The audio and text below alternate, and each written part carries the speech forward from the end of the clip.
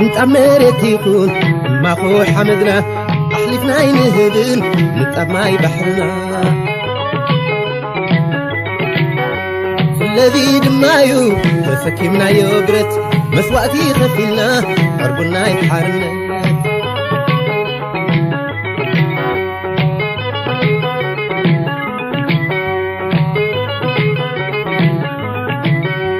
حماسين سراي كولغو زيدنكل حماسين سراي كولغو زيدنكل سمحرسن حتبركا تاش كله مستحل نعنا تأكد قدينا نحلل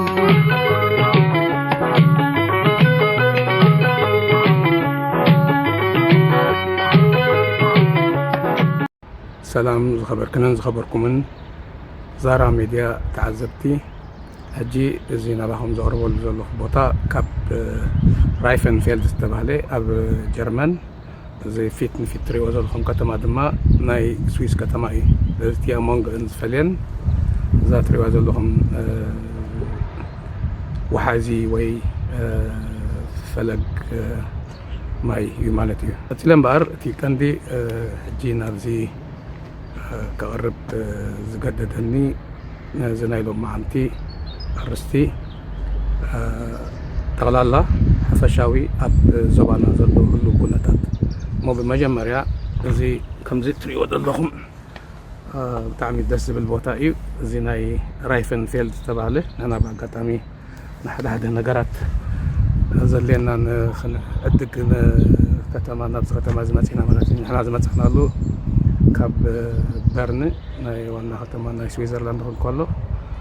كسب بازل بادشر بانوف ناي دوتشلاند ناي حدا ساعات قرب دقائق نكون كله زاد ما كابو سجاب زي رايفنفيلد ناي 10 دقائق كون خلي ببابور ما تي نفتي كندي أرستن خاطو أب تي أب هاجرنا وي أب زبانا زلو كونتات نو عمل كتة مجمريا أقدم بالكم تريوا كاب أوروبا الإنجليزي هنا يفهمون هاديت كراوي أمانغو إيرتران كلل تجراي أبي توبيان نزلوا في أمانغو زي خلت هذا بتاعت قرابتي بخماي كنا بركم زلوا نتاك خونكم زقبو ذهب واحد بريتالا دارنا تا فيديو تيان مرأي كاتيله زعبو حدا حسب نادي جزائر سيك قربي إذا عمتها زعكنا يوتادر كم كوينات أمريكا لو مي زر جبار تجراي تجراي نميت عمتها زعكنا يوتادر كم كوينات أمريكا لو مي زر جبار تجراي صباح بتانك تتحرك أرناس شعبي عند حلالنا استدر أخلي استدر تحرك سمايك بتانك تتيزخيجا من تاي هزب تجراي ما يوتادر كم كوين زغم زلوا تاي غيريو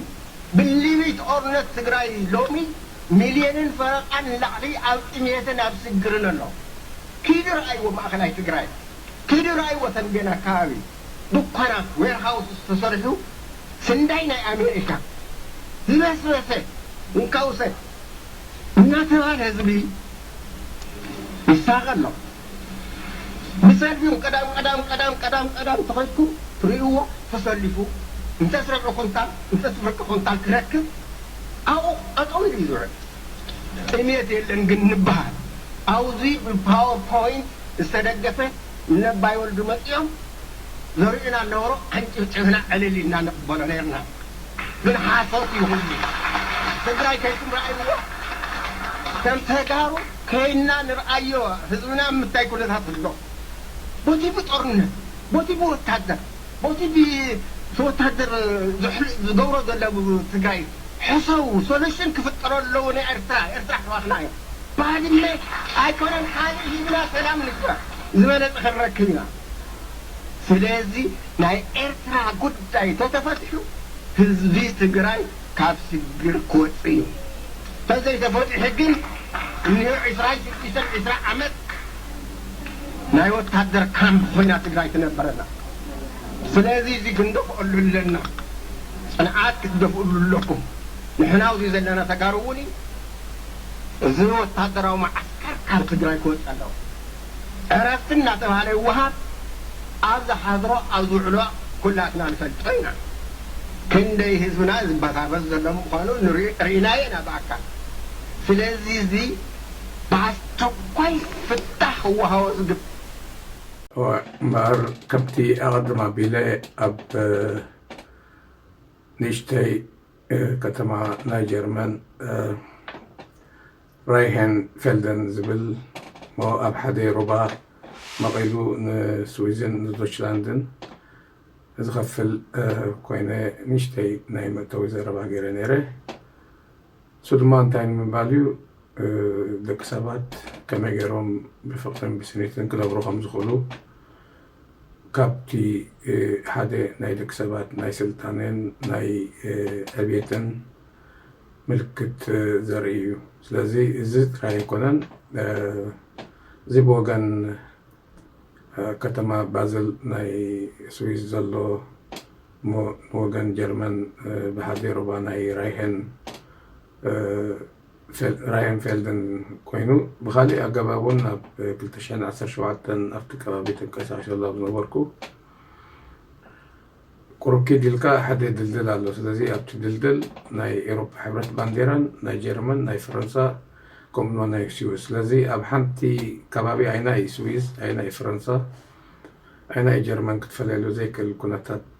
ትርኢ እንታይ እዚ ኩሎም ግን በቲ ድልድል ሰባት ካብቲ ናብቲ ክንቀሳቐሱ ዕዳጋ ክገብሩ ክሽምቱ ክንቀሳቐሱ ብሰላም ብዘይገለ ግጭትን ብሰላም ኣብ ኩሉ ጉዕዞኦም ክካይዱ እንትርኢ ሕጂ እዚ ኣብ ዞባና ተኸሲቱ ዘሎ ኩነት ድማ ብፍላይ ኣብ መንጎ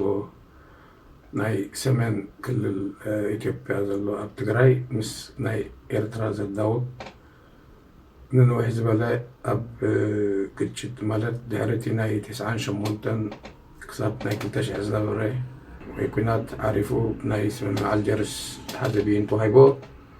በዚ ሓሊቡ እቲ ዝነበረ ኩናት ንዕኡ ክሕዊ ዝኽእልን ክፍውስን ዝኽእል ስራሕታት ክንምክያት እቲ ውጥረት ቀጻሊ ነይሩ ኣይ ሰላም ኣይ ኩናት ን20 ዓመታት ዝቐጸለ ክሳብቲ ናይ 2018 ዝተኻየደ ብዶክተር ኣብይ ኣብ ስልጣን መምፅኡ ኣብ መንጎ ክልቲአን ነቲ ናይ ዝነበረ ኣይ ውግኣይ ሰላም ናብ ንቡር ዲፕሎማስያዊ ዝምድና ማለት ነቲ ናይ ስምምዕ ኣልጀርስ ሙሉእ ብሙሉእ ብዘይገለ ቅድሚ ኩነት ከም ተቐብሎ ድሕሪ ምዋጁ ንፅቡቕ ኣንፈት ዘለዎ ጀሚሩ ነይሩ እንተኾነ ግን እሱ ናይ ቀጸለን እቲ ኣብኡ ዘሎ ዘባና ዘሎ ግጭታት ከምቲ ኩልና ንፈልጦ ክሳብ ተድሒሩ ኣብ ሰሜን እዚ ዝተኸሰተ ኩናት ቀፂሉ እውን እቲ ናይ ሕጊ ናይ ምኽባር ዝብል ብወገን ፌደራላዊ ኣብ ልዕሊ ናይ ትግራይ ዝካየድ ዝነበረ ኩናት ንክልተ ዓመታት ማለት ብጣዕሚ ኣሸጋሪ ንክትነግሮ በቲ ንሰምዖ ዝነበርና ፀብፃባት ወይ ኩነት ባዕድ ሓደ ኣብኡ ዝነብሩ ንዝተሓላልፍዎ ዝነበሩ ብናይ ማሕበራዊ ሚድያ ኣዝዩ ፅንኩርን ኣሸጋርን ሕማቕ ዝኾነ ግዜ ከም ዝተሓለፈ ዝዝንጋዕ እኳ እንተዘይኮነ ድሕሪት ናይ 2000 ኣብ ፕሪቶርያ ዝተኻየደ ናይ ሰላም መፍረራም ግን እቲ ሽግራት ተኸቲሙ ናብቲ ንቡር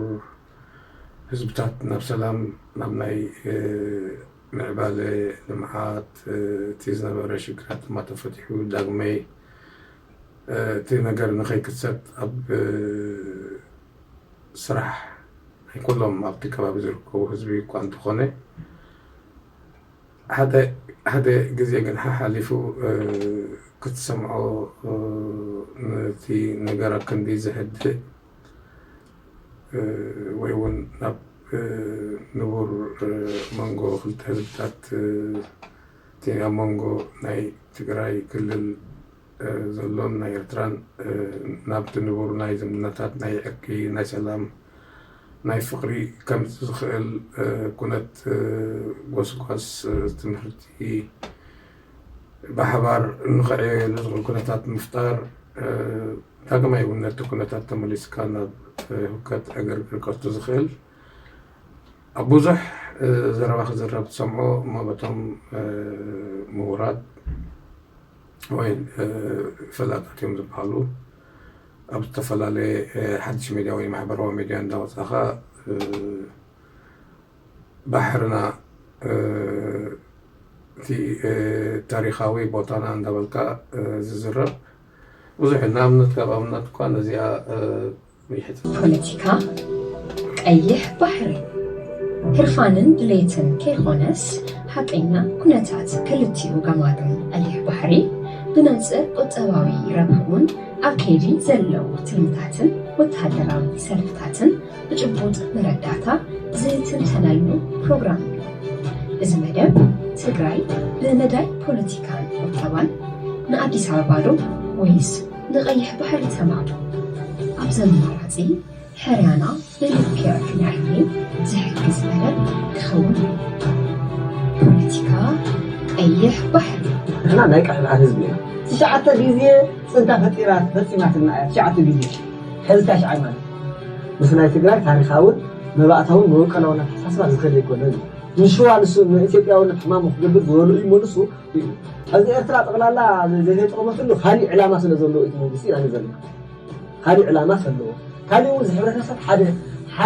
ሓደ መንነት ክልተ ዜግነት ዘለዎ ሕብረተሰብ እዩ ገሊ ስልጣን ካብ ዝሕ ነገር ዓንተ ወይ ትሪኡ ዋላ እዛ ትግራይ ኣብቲ ናይ ልፍንቲ ሃገር ወይ ፌደሬሽን ብዙሕ ነገር ምግባር ከምዚ ኣቐድም ኣቢልና ዝፀናሕና ብዙሓት ሰባት ካብቶም ዓበይቲ ናይ ሳይንስን ታሪክን ተመራመርቲ ዝበሃሉ ፕሮፌሰራት ዶክተራት ኢንጂነራት ዝበሃሉ እዚ ሕጂ ክንሰምዖ ዘለና እዩ ዝገም ማለት እንታይ ፍቶት እንታይ ብሓይሊ ባሕርና ክንመልሶ ዝብል ስለዚ እቲ ባሕርና ክብሉ ከሎ ካበይ ዝተበገሰ ይጭቡጥ ነገር ዝቐርብ ነገር የለን ጥራይ ነርና ንግስነት ኣክሱም እናተባህለ ይጥቀስ ታሪክ ናይ ንግስነት ኣክሱም ኩልና ንፈልጦ ኢና ኣብ ብዙሓት ፅሑፋት ሰነዳትን ተሰኒዱ ዝርከብ እዩ እንተኾነ ግን ብዛዕባ ንግስነት ኣክሱም እንተዳ ክዛረቡ ኮይኖም ሲ ንግስነት ኣክሱም በቲ ዝነበሮ እዋን ክሳብ ናይ 7ይ ክፍለ ዘመን ብናይ ገዛ ርእሱ ከመይ ወዲኡ ከመን ኣብ ታሪክ ዝፍለጥ ነገር የለን መን እቶም ሽዑ ዝነበሩ ህዝብታት እውን ዝፍለጥ ነገር የለን እዞም ሕጂ ኣብ ትግራይ ዝነብሩ ዘለዉ ድዮም ኣብ ሸዋ ዘለዉ ድዮም ኣብ ኤርትራ ዘለዉ ኣበይ ንዑ ዝሕብር ታሪክ መፅናዕትን እስካብ ሕጂ የለን ብኸመይቲ ናይ ንግስነት ኣክሱም ይኹን እምበር ንግስነት ኣክሱም ክትብል ከለኻ ናይቲ ዝሓለፈ ታሪክ ክትዛረብ ትኾንካ ኣብቲ እዋንቲ ዓበይቲ ዝነበራ ንግስነታት ናይ ሳሲንያ እዚ ሕጂ ኢራን ተባሂሉ ዝፅዋዕ ዘሎ ቻይና ከምኡውን ናይ ሮም ኢምፓየር ወይ ንግስነት ህንዲ ዓበይቲ ዝኾነ ንግስነታት ነይሩ እዩ እሞ ሮም ሕጂ ናይቲ ቅድም ቦታ ናይቲ ከሓምሻይ ወላ 4ይ 6ይ ክፍለ ዘመን ዝነበረ ክትምለስ ማለት እዩ እቲ ናይ ሳሲንያ ከምኡ ናይ ኦትማን ዝበሃል እዚ ሕጂ ኣብ ቱርኪ ዝነበረ ክሳብ ንኤውሮፓ ዝገዝእ ዝነበረ ንግስነት እውን ነይሩ እዚ ናብቲ ናይ ቅድም ታሪካዊ ቦታ ዝበሃል ክምለስ ኣሎ ማለት እዩ ስለዚ እዚ ሓደ ብቲ ናይ ታሪካዊ ቦታ እናብልካ ዝግበር መሰረት ዘይብሉ ፅውፅዋይ ታሪክ ኣገዳሲ ይኮነን ክምለስ ወይ ክኸውን ዘይክእል ነገር ስቂልካ ኣብ ናይ ፅውፅዋይ ታሪክ ተመርኮስካ ንብረትናን ታሪካዊ ቦታናን እንዳበልካ ምዝራብ ኣገዳሲ ኣይኮነን ካሊእ ከም ካልኣይ ድማ ቋንቋ ሓደ ህዝቢ ኣብ ክልተ ቦታ ዝነብር እንዳበልካ ንኣብነት ኣነ ኣብዚ ዝነብሮ ዘለኹ ዓዲ 4 ቋንቋታት ኣሎ ፈረንሳ ጣልያን ጀርመን ዝዛረቡ ካብ ልዕሊ 6 ዝኾነ ሃገራት ንኣብነት ኣብ ኣውስትርያ ኣሎ ጀርመን ኣብ ሊክተንሽታይን ኣሎ ጀርመን ኣብ ጀርመን ተቐንዲ ኣብ ጣልያን ድማ ናይ ሲቲሪዮል ዝበሃል ኣነ ንኣብነት ከይደ ነይረ 2021 ካብ ዘለናዮ ናይ መንገዲ 6 ሰዓትን ፈርዖን ኣቢሉ ብማኪና ይኸውን ሲቲሪዮል ናይ ብሬክስን ትበሃል ከተማ እቶም 70 ካብ 100 ጀርመን እዮም ዝዛረቡ ሊክተንሽታይን ዳርጋ ክንደይ ካብ 100 ጀርመን እዮም ዝዛረቡ ኣውስትርያ ጀርመን እዮም ዝዛረቡ تاب دوشلاند لا زون اب سويس مبزحتن تن كابتن 26 زون تن 10 شوعته جرمن كونكوي كاليون كفل فرق دزرول الله جيت كونكو انا مره دمرني حدا من النت مجلس حدا مبالغ هنا يكون فرنسا زهرون بزحت هاجرات الله انجليز تخد كلمه كما مناسيا بزحت هاجرات الله مو كونكو ناي حنتي هاجر من النت يكون نبير ترس حنتو كونكو يكون تقريبا كم حدا كونكو كله نايتن كالو تشمون تصرف بهراتون كونكو ننا جزار سم كونكو لون تجري شاهو عفر ناي رشيد عرب حدارب بجا كونامان تجرين بلن حجزي اب بوغن عفر انت دارين اب جيبوتي عفر الله اب اثيوبيا بيرتران عفر الله صومال اب جيبوتي الله اب صوماليا الله كومون اب اثيوبيا الله بوغن ناي سودان تخد كون توم كم حدارب بجا زامسولو اب سودان مون الله زومبيرات ياتوم زومبيرات ياتوم مستي اب ايرترا زلوس حادي هاجرينا وي عفر مستي بجيبوتين اب اثيوبيا زلو حادي هاجرينا خبلو اي ترايون تكل جزء ناي كونكوان باهلن وي تمساسالي هنا حادي هنا دالك حضرب زغلقن كل جزء بوغن ناي كل التجراي زلو كاب ناي اثيوبيا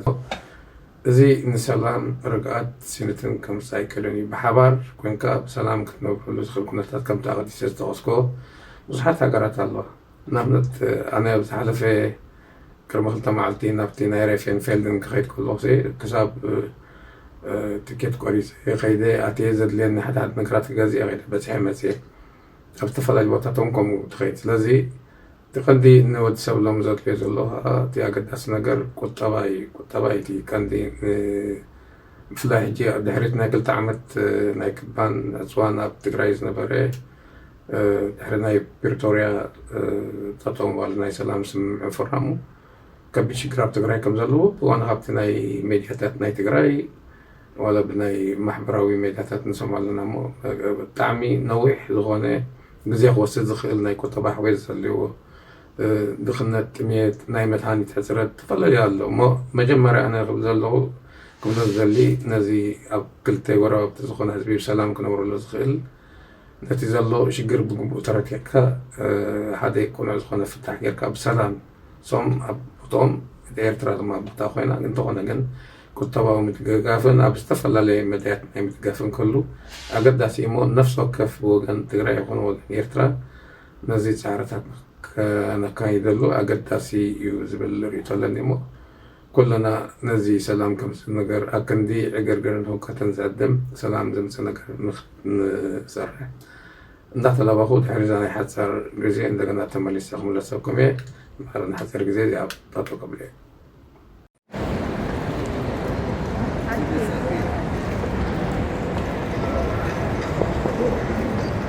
نيت بلي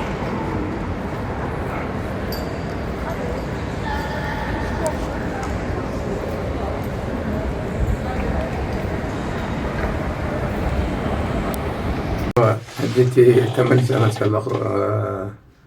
ماركتي له تي كبلس دلي كتاوي نجر تي نخلو محضر أو ميديا وتيو أب نايزي خلتيو زبطات ناب أجرجر هوكات كم تزخل أقداسي هيكونن نوري طلعي كاب عبيت سبات كتسمعوا كلها كندينتي نشتي ولدو نفغرن سنتين بحبرنا من بابرن نزل شكرات ما بدي ما بزخونه ناي مسلطون معولن حبرتسب بحسب نخت سعر فتان كل جزء هكذا نعجر كن زعدم مرز زخونه ضربات ندان زحكا نتيجة له شجر مما ليسوزا باسي حجتي نزارة وزارة باخذ الجزاسي بعدنا جزارة سنة ونجل بمزراب حد شفت زخانان عنا خاص سنة زخل بعدنا سندنا دالو لنا ما تا أبزي زلات النكاليتي لبوا ኣብቲ ንዛረቦ ዘረባሲ ሶሻል ሚድያ ወይ ኣብ ናይ ማሕበራዊ ሚድያ ነፃ እዩ ተባሂሉ ኣፍና ዝሃበና ካብ ምዝራብ ተኸቲምና እቲ ንዛረቦ ዘረባ ሓሳባትን ብርግኣት ህዝቢ ናይቲ ከባቢ ዝጠቅመን ሰላም ዘምፅን ክኸውን ምክንያቱሲ እቲ ዝግባእ እዩ ነዊሕ ግዜ ሕጂ እኳ ድሕሪ እቲ ናይቲ ፕሪቶርያ ዝተኸተመ ናይ ሰላም ውዕል ገለገለ ሰባት ሃዲኦም እምበር ምሸታዊ ኣብ መሳኩት ናይ ማሕበራዊ ሚድያ እናመፃኻ 4 ደቂቕ ንሓደ ሰዓት ዝኣክል ፀርፊን ኩሉ ግዜ ንሓደ ህዝቢ ኣገዳሲ ዘይኮነ ቃላትን ሰዓት ሙሉእ ምዝራብ መኸዓ ንሓደ ህዝቢ ዝምር ብጀምላ ኣብ ሓንቲ ጀንቢለት ኢኻ ምኩናን ምፅራፍ ብጣዕሚ ነውሪ እዩ እሞ ነፍሲ ወከፍ ህዝቢ ነቲ ንሱ ዝነብረሉ ከባቢን ነቲ ዝነብረሉ ሕብረተሰብን ንሰላም ንፍቅሪ ንዕብየት ምስ ጎረባብቱ ድማ ብስኒትን ፍቅርን ክነብረሉ ዝኽእል ኩነታት ምዕያይ ንሱ ብጣዕሚ ኣገዳሲ እዩ እንተዘይኮነ ግን ፀርፊ ከምፆ ዝኽእል እንትርፈው ዕግርግርን ህውከትን ካሊእ ከምፆ ዝኽእል ነገር የለን ናይ ልባማትን መስተውዓል እውን ኣይኮነን ፀርፊ ምንም ትርጉም የብሉን እንተዳ ይግባአንን ኣለኒ ትብሎ ኮንካ ሓሳብን ጭብጥን መርትዖን ኢኻ ክትቐርብ ዘለካ እምበር ክትፀርፍ ንሓደ ህዝቢ ከተናእስን ኣገዳሲ ኣይኮነን ምንም ትርጉም የብሉን ብዝተኻእለ መጠን እቲ እናተኢለዎ ብፍላይ ኣነ ሕጂ ንኩሉ ብወገን ትግራይ ብኾነ ኤርትራውያን ኣብ ማሕበራዊ ሚድያ ወፂኻ ሕማቕ ዘረባታት ምዝራብ ትርጉም ከም ዘይብሉ ተረዲና ብዝተኻእለና መጠን ንሰላም ክንዓይ ንፍቅሪ ክንዓይ ንርግኣት ናይቲ ከባቢና ክንዓይ ብሓባር ከመይ ጌርካ እቶም ክልቲኦም ህዝብታት ዝነብሩሉ ኩነታት ከነመቻቸን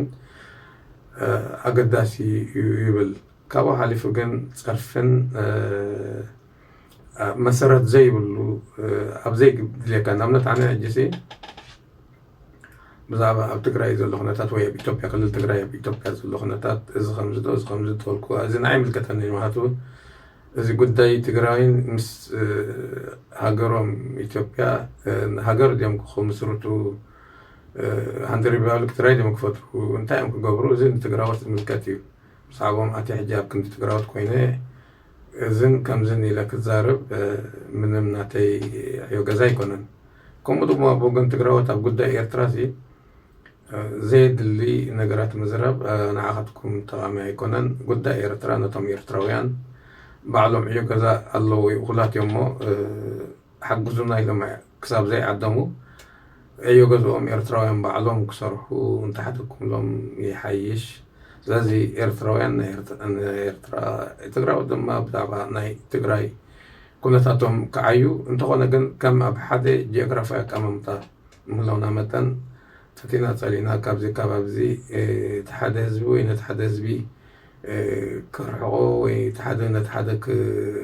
ካብ ቦትኡ ከመዛብሎን ስለዘይክእል ክልቴና እዞም ህዝብታት እዚኦም ብሓቢርና እንነብረሉ ቦታ ስለዝኾነ ከመይ ገርና ግን ነንሕትሕትና ኣብ ናይ ንተሓባበረሉ መዳያት ልዝብ ብምግባርን ቅድሚ ሕጂስ ንሪኦ ነርና ኢና ብፍላይ ኣብቲ ናይ 2018 እቲ ደው ዝተኸፍተሉ ብፍላይ ዕዳጋ ንትግራይ ነቶም ኣብኡ ዘለው ጥሪቶም ዝሸጥሉ ፍርያት ናይ ሕርሽኦም ዝሸጥሉ ካብ ንጎንደር ንባህር ዳርን ኣዲስ ኣበባን ኤርትራ የተቕርቦም እዚ ከዓ ሰላም ዝህሉ ትግራይ ክትግበር ዝኽእል እሞ ዓለምና ከዓ ሎሚ ኣብ ቁጠባ እያ ትሰርሕ ዘላ ከመይ ጌርካ ዘለካ ፍርያት ኣፍሪካ ምስ ዓለም ምስ ከባቢኻን ትሸጠሉን ትነግደሉን ኩነት ምፍጣር እዩ እሞ ኩልና ኣብቲ ብሓባር ከምብረና ዝኽእል ኩነታት ንክንጥምትን ንክነተኩርን እቲ ዝግበር ፀርፊ ንኣብነት እዚ ዝኽብል ምኻልኩ ግን ኣገዳሲ ኣይኮነን እከለ ከምዚ ኢሉ ከልኩ ድማ ፍሉጥ እዩ ብፍላይ ደጋጊሞም ዝብሎ እዚ ናይ መንነት ኤርትራ ስናዕ ናይ ጣልያን እዩ ኣርቲፊሻል መንነት እዩ ጣልያን ዲያ ተሰሪሓ ብእንግሊዝ ዲያ ተሰሪሓ እሱ ነቶም ወናታታ ንገድፎ ኣገዳሲ ይኮነን ብዛዕባ እዚ ما ملئتي أفريقيا بغميدات صريحة كلنا نفلتنا مجزأ تولو دحريتنا يشحن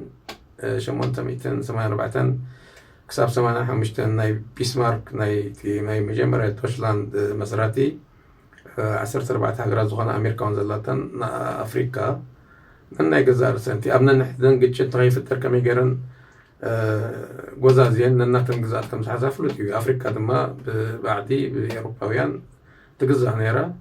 أمود أتدما كبسات جمرك كل الناس أبزغونو لوان إرترا نصيوتاتن بهزبا برتوا خلص بمكادما بتسعة حدا الناس أخونا دارتنا ريفرندم شحن جاتهم 9 سلستان دما بوقع بعورات منقستاتن عالم زفلت حقر سلازي نزا حقر زياسي حجي سنة عليا سنة عنديا نايتليان ديا نايمانيا أقداسي يكون نزر لازم ما أقداس النوت يقولون منهم كم تشغلوا يلدمو كابزي تقدمنا تي أقداسي زبحال سلام فرنسيين كنسرحي تزحاشي نابلكو ندهر ناي لومي إذا نبرتني مجلسي نزغل تاتا تمليسي أبزين دعاتخو سلام للموشد يقبرلكم نابلكو كساب خالي كسي بحدش حسب انه الرخب دما دحن كان سلام كل دالكو تشاو يا وياتو رجعتي حسبي رجعتي هاكر رجعتي سيد اللي عسر هاكر رجعتي حسبي رجعتي هاكر رجعتي سيد اللي عسر الليلة رينو الروح الليلة رينو الروح فقرك حيال إرنا مثل القسنا عدت تجيكنا قريبا حلا وحينا تحمي موقع كري تحملي سمكي العال زنقي أمدل بللي قال ايت انا داي معمي يغرب الحق وتروب لبيه قال ايت انا داي معمي حب سلام لواب إريه قال ايت انا داي معمي عم بالليري ما يرسلي قال ايت انا داي معمي دمق اللي كم قاطعه